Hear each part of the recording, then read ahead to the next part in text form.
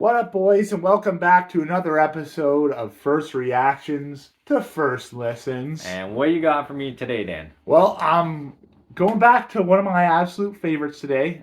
We got a pretty good response last time I played a Joy Division song for you, so I'm going to go back to the JD today. And I think last time I hit you with New Dawn Fades off Unknown Pleasures. Yeah. I wanted to play you something off that album. It's kind of the iconic album. And today I want to play you kind of their most iconic song. It's a single. It's not on either of their studio EPs, but it probably, if the band stayed together, probably would have been their big single moving forward. And that was Love Will Tear Us Apart. Okay. And we heard the comments. We're not going to talk or speak through a Joy Division song. So we're not going to hurt you sensitive fans. Hey, you got to give the Joy Division fans a break. I'm a huge Joy Division fan myself, and we're a sensitive group. What can I say? We're an emotionally sensitive group, us Joy Division fans. I feel that. So we will really tune into it and listen to it with full attention. Yeah, maybe I'll pause it halfway through, get your opinion halfway through kind of thing. But here we go. This is Joy Division's Love Will Tear Us Apart. And what year did this come out? I believe the single is 1980. I could be wrong, though, but I believe it's 1980. Okay. Oh, no, that's not the one I want. Uh-oh. Here we go.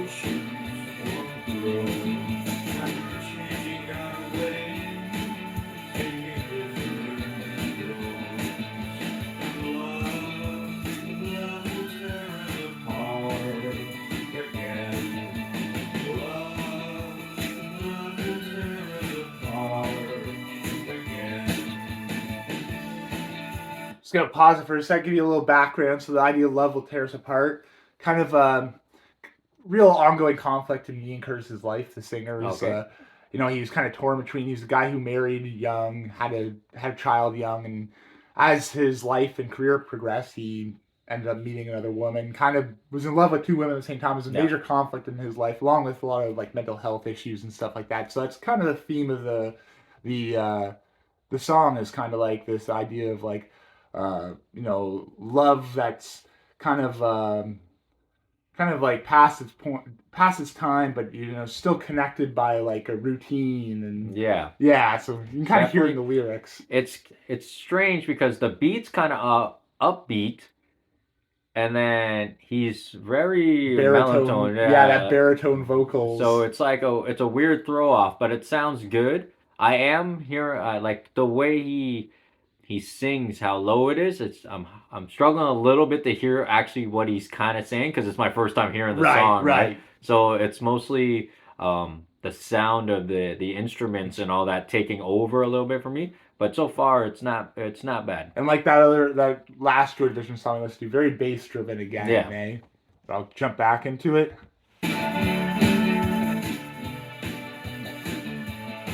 Why is it bedroom so cold?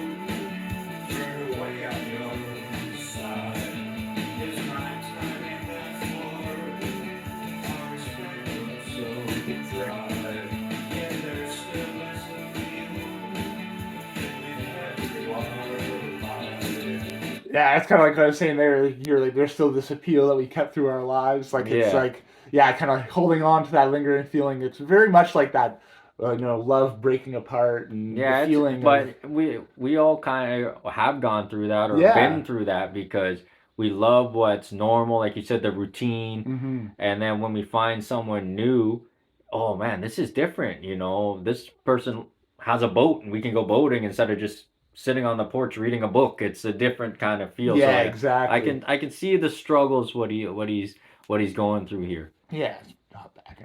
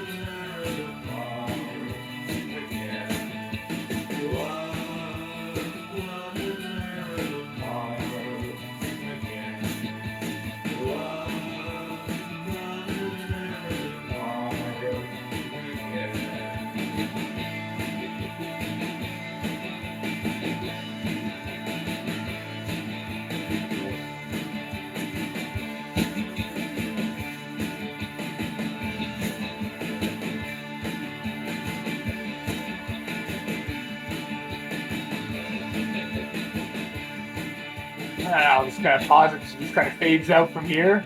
Okay, okay. Um, my first reaction to it, I don't mind it at all.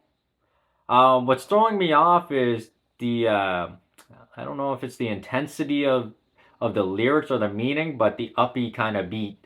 But the uppy kind of beat to me keeps you interested because like even though like when I'll say this for all you Joy Division fans or even you, when you first listened to the song and didn't know the history of the band or the singer, did you hear into the lyrics that this was actually a real thing, or were you just like, oh, he's just Yeah, I mean, I could. I mean, this was my first exposure to Joy Division. My first exposure was that Unknown Pleasures album, so it's kind of hard for me to say. So I was definitely first time I listened, I was very engaged to the lyrics, so I picked up on the meaning and stuff right away yeah, because I was already kind of exposed to Joy Division before I heard this song.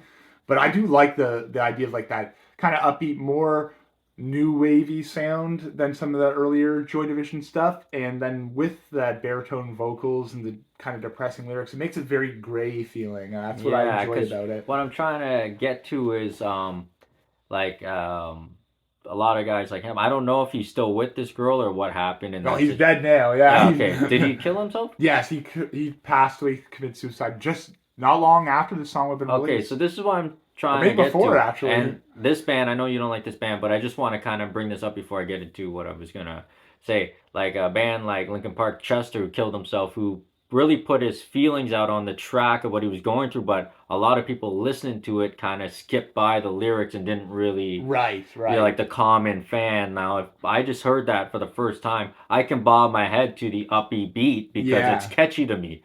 But if I'm not paying attention to what he's saying, I'm not feeling what he's feeling, if you know what I mean. yeah, So that's why I yeah. was kind of asking, like, if you had heard this for the first time, would you have known this guy is going through a problem like this, or would the beat kind of throw you off and be like, oh, this is actually a cool little jam, and he's just talking about a harsh kind of breakup or what he's feeling That's emotionally. the thing. It is tough because it's like if you hear this, yeah, you'd think, oh fuck, this guy's so damaged. But like again, you brought the example of like Chester from Linkin Park, or like you think like Kurt Cobain with Yeah. Nirvana. It's like you hear that stuff on an album, you don't always take it so literally, right? You think like, oh, okay, it's art. Maybe it's an exaggerated expression of his feelings, like turn up to 11 or something. Yeah, and you were saying this is in the 80s this came out, or the Yeah, 70s? very early 80s. So it would have been they would have wrote this song in the late 70s. Okay, so how important was this for this genre Oh, I of would rock? consider this extremely important because this is very like that post punk, the transition from punk music and into like that new wavy sound of the 80s. I think that Joy Division is a very important stepping stone in that process. Yeah, so I didn't mind it. The last song I didn't mind either.